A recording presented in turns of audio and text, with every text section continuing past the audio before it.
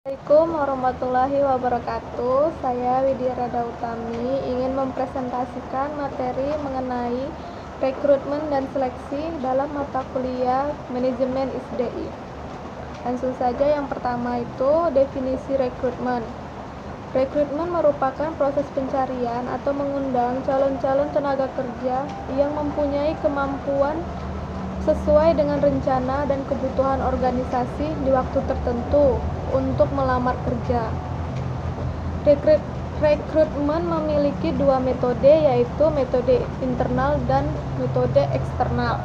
Metode internal yaitu penataran atau upgrading, pemindahan atau mutasi, pengangkatan atau promosi, penempatan pekerjaan melalui buletin atau papan, inventarisasi keahlian, yang terakhir pengumuman. Di dalam metode internal terdapat beberapa keuntungan, yaitu biaya relatif murah karena tidak perlu proses seleksi seperti rekrutmen eksternal. Organisasi mengetahui pekerja yang memiliki kemampuan untuk jabatan yang kosong. Pekerja memiliki motivasi yang tinggi karena mengetahui kemungkinan peningkatannya. Selanjutnya, pengembangan karir jelas.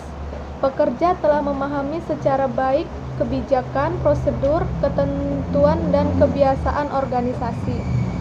Namun, dalam metode internal terdapat juga kerugiannya, yaitu tidak selalu memberikan perspektif baru.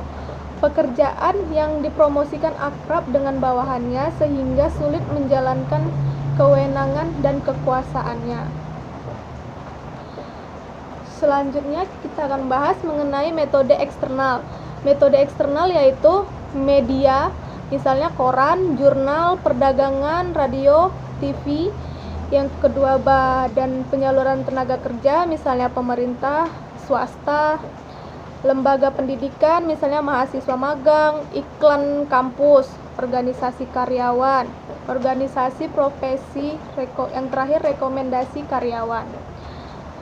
Dalam metode eksternal terdapat juga beberapa keuntungan, yaitu memiliki gagasan dan pendekatan baru, bekerja mulai dengan lembaran bersih dan memperhatikan spesifikasi pengalaman. Yang terakhir, tingkat pengetahuan dan keahlian tidak tersedia dalam perusahaan yang sekarang.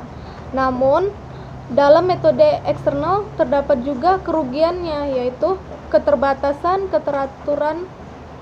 keteraturan antara karyawan dengan perusahaan, moral dan komitmen karyawan rendah, periode penyesuaian yang relatif lama. Selanjutnya kita akan membahas mengenai definisi seleksi. Seleksi merupakan proses memilih seseorang dari kelompok pelamar yang paling cocok atau mampu menduduki posisi tertentu dan untuk organisasi. Selanjutnya, faktor lingkungan yang mempengaruhi proses seleksi, yaitu pertimbangan hukum atau persentase wanita, non-diskriminasi peraturan kerja, waktu yang dimiliki untuk mengambil keputusan atau waktu pendek dan waktu panjang. Selanjutnya, hierarki organisasi, tipe organisasi, misalnya pemerintah, swasta, LSM. Selanjutnya, kualitas pelamar, jumlah, komposisi, dan ketersediaan tenaga kerja dipengaruhi ekonomi, sosial, dan politik. Selanjutnya kita akan membahas mengenai proses seleksi.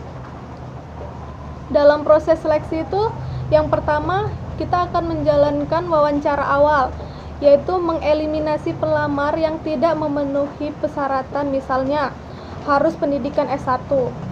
Yang kedua, kalau menggunakan cara wawancara melalui telepon, kita dengan merekam suaranya.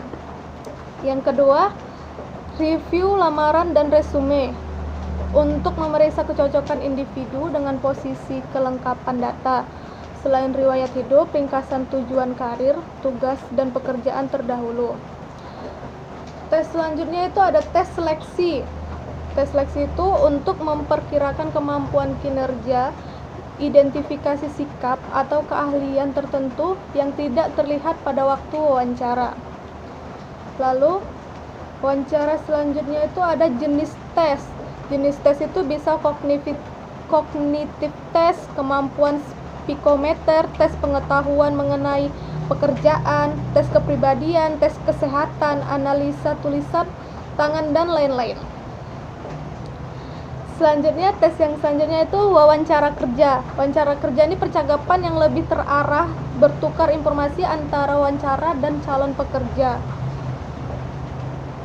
Lalu, keputusan seleksi. Keputusan seleksi biasanya dilakukan oleh supervisor atau manajemen.